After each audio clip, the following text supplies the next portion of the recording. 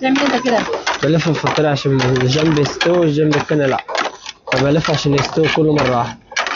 تفضل تتابع معاها الفرن يعني. اه، لأنه يستوي بسرعة مفيش جنب طايم مفيش جنب ناشف.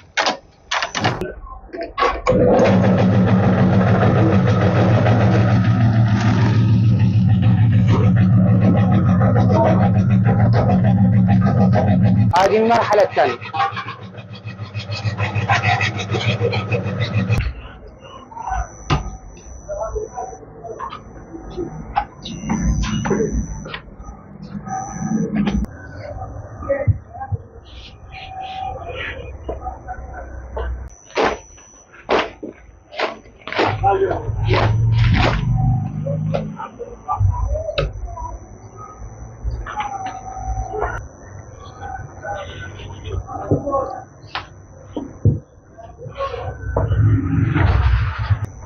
دي مرحلة القطيع، بنقطع العجين ونجرس ونحطه في الطاولة.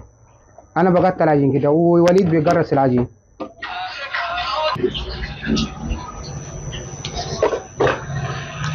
خالد اتفضل.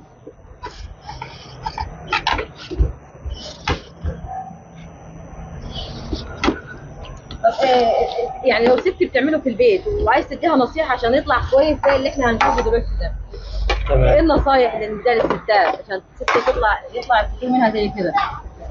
أهم حاجة الفطيرة ما تنشفش منها، يكون السمن حلو عشان برضه على حسب نوع السمن. بيستوي؟ لسه، عشان هي النار في الجنب كله.